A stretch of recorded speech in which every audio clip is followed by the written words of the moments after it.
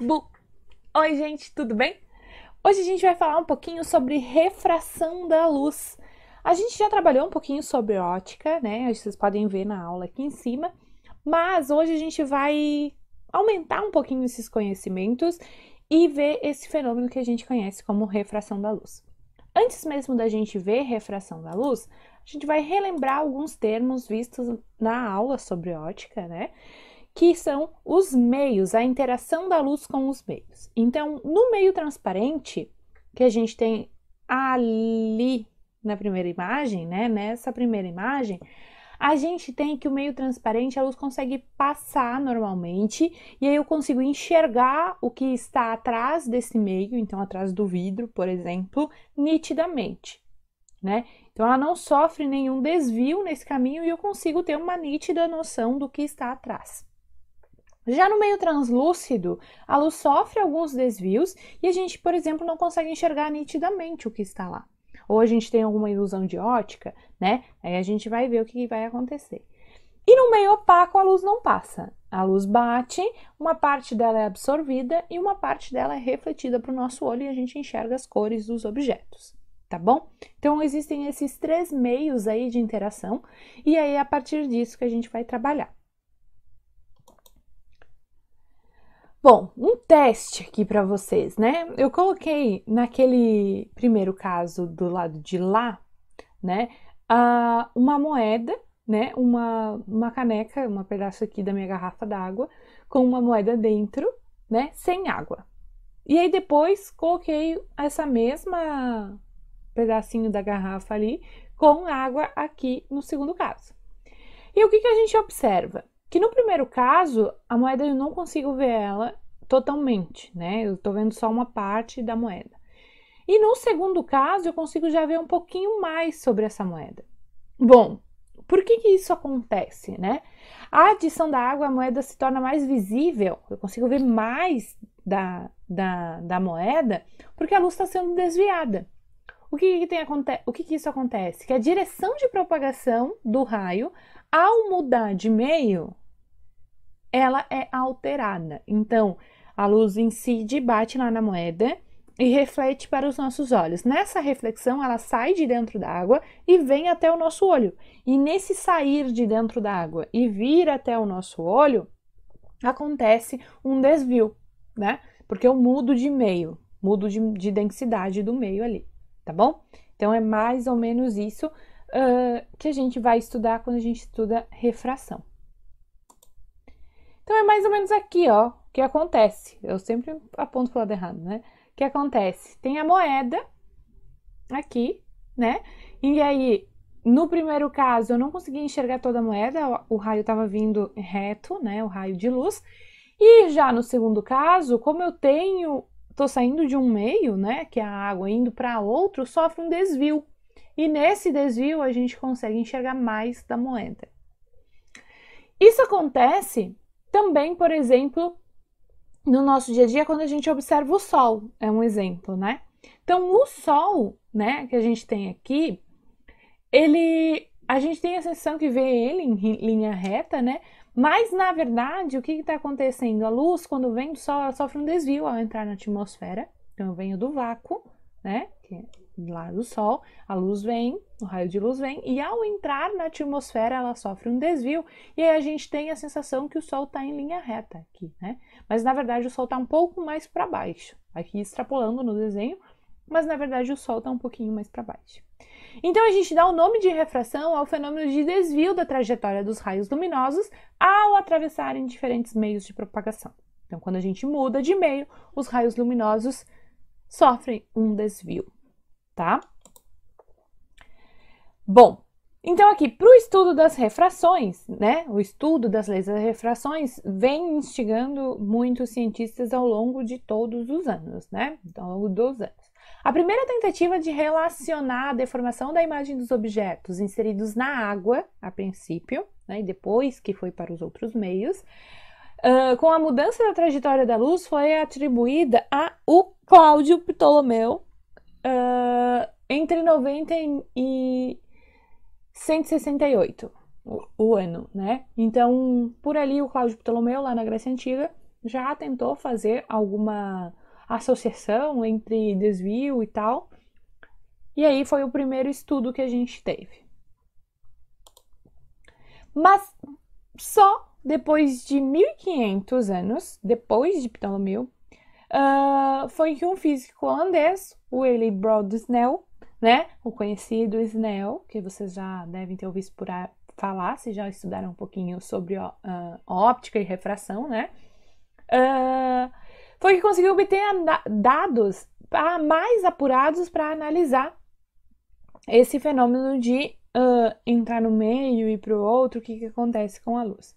Então aqui eu coloquei uma imagem para a gente analisar. Vocês observem que tem um raio de incidência e aí tem a normal, né, a reta normal, e aqui eu tenho um raio refratado aqui embaixo, tá? E aí aqui vocês podem ver que o raio de incidência vem com um certo ângulo em relação à normal e quando ele passa de meio, né, ele entra no meio, esse ângulo se modifica. Ou ele pode aumentar ou ele pode diminuir. Se ele diminui, né, se eu diminuo o ângulo de refração, ele vai se aproximar mais da normal. Se ele aumenta, ele se afasta da normal. Então, aqui eu tenho meio 1 e aqui um meio 2. Então, por exemplo, ar e água, né? E aí, ao entrar a luz ali, ela sofre o que a gente chama de refração. E aí ele criou uma lei para isso, né? Uma lei envolvendo o meio, né? Que meio que está acontecendo isso, e os ângulos, o ângulo de incidência e o ângulo de refração. Então, imaginem aqui que eu tenho um meio, que é ar e água, e aí ao incidir com um certo ângulo de incidência, ele vai vir para cá, vai se aproximar da normal. Então, se eu estou entrando num meio mais denso, que é a água é mais densa que o ar, o raio tende a se aproximar da normal. Se eu faço ao contrário, se eu ligo um laser embaixo da água e ele sai, né? Aí a tendência é ele se afastar da normal. É essa a regra que a gente tem que seguir. E aí a lei que a gente tem é que N1, que é o índice de refração do meio, multiplicado pelo seno do ângulo 1, então, por exemplo, do ângulo de incidência, é igual ao N2, índice de refração aqui do meio 2, vezes o seno do ângulo de refração que está aqui embaixo, do ângulo 2. Então, essa é uma lei geral que a gente tem para a refração. Notem que se o ângulo de incidência for zero, o ângulo de refração também vai ser zero, tá? Então, eu não tenho nenhum ângulo, não vou ter desvio. Refração sem desvio. Agora, se eu modifico esse ângulo aqui de incidência, modifico ele, fica diferente de zero, então aí tem um desvio e aí o ângulo 2 também vai mudar. Uma coisa importante, quando acontece esse desvio, lá da equação da onda, que a velocidade da onda é igual ao comprimento da onda multiplicado pela frequência. Quando acontece esse desvio, a velocidade modifica da onda, então a velocidade da luz, por exemplo, se eu saio do ar e entro na água, a velocidade da luz diminui, né? Vai ter uma velocidade um pouquinho menor. E esse é o exemplo da luz, né? E o comprimento de onda, consequentemente, o comprimento de onda vai modificar também. Mas a frequência não modifica. Então é muito importante, porque isso pode cair, por exemplo, em questões de vestibular, Enem, que vocês forem fazer, é que a frequência da onda não se modifica na refração. Pensem a frequência da onda como sendo a identidade da onda, e aí ela não vai se modificar, tá? Vai continuar sempre a mesma. Quem vai modificar? A velocidade e a frequência, tá bom? E aí, a gente vai chegar numa fórmula aqui de refração, porque existe uma consequência muito legal da refração, que se chama, dentro da refração tem a reflexão total. Que se eu conseguir colocar um ângulo, um certo ângulo, ao invés da luz, por exemplo, sair, se eu estou lançando com laser, né? Ao invés da luz sair, ela vai bater e vai refletir de volta, e o que a gente chama isso de reflexão total. Então, aqui eu tenho um exemplo, ó. Se eu saio de um meio 1, né, um ângulo 0 grau, então a refração é 0 grau. Aí eu incido com um certo ângulo, vou ter um certo ângulo de refração maior que o ângulo de incidência. Isso sempre eu partindo de um meio de maior refração, de maior densidade para um de menor densidade, índice de refração também, tá? Então, eu sei que aqui embaixo eu tenho a água e aqui em cima a área. Então, eu faço um ângulo de incidência menor, aí o ângulo de refração vai ser maior que o de incidência. Conforme eu vou aumentando o ângulo de incidência, o ângulo de refração também vai aumentando e até que ele chega a 90 graus e fica bem certinho aqui em cima, entre a separação dos meus dois meios. Se eu aumentar mais ainda, aí acontece o que a gente chama de fenômeno de reflexão total, que a gente tem aqui, tá? Onde o ângulo de incidência vai ser igual ao ângulo de refração, porque eu estou falando de reflexão. E na reflexão, o ângulo de incidência é igual ao ângulo de reflexão, tá? Então, o I vai ser igual ao Rzinho nesse caso aqui. E eu tenho o que a gente chama de reflexão total. Então, esse I, onde ele vai ser, onde o Rzão aqui, o ângulo de refração vai ser 90, a gente chama de ângulo limite, porque a partir disso acontece a reflexão e não mais a refração, tá? E aí a gente tem o exemplo da fibra ótica. A fibra ótica é um exemplo de que a gente utiliza a reflexão total, várias reflexões totais, né? Então, a fibra ótica é usada para transmitir informação, né, por pulsos de luz. Então, esses pulsos de luz ficam armazenados dentro da fibra ótica e aí acontece reflexão total em todas as paredes. Aqui em A, a gente tem, nessa figura aqui, a gente tem dois raios luminosos dentro da fibra ótica, acontecendo várias reflexões totais, e aí vai indo, né? Ela leva essa informação para onde a gente quiser. Geralmente a gente utiliza para a internet, né? E aqui a gente tem a estrutura da fibra ótica. Então, ela tem um núcleo, que é o filamento de vidro, que é esse fininho aqui, né? Filamento de vidro ou plástico, por onde passa a luz. É por aqui que está passando a luz. Daí depois eu tenho uma casca que reveste o núcleo, aqui, com um índice de refração inferior ao dele. Para quê? Para que exatamente aconteça as reflexões totais aqui. Então, eu preciso ter um índice de refração menor para que aconteça a refração. Aconteça aquele fenômeno que a gente viu no slide anterior. Depois a gente tem a capa, que é a proteção de plástico que envolve o núcleo e a casca.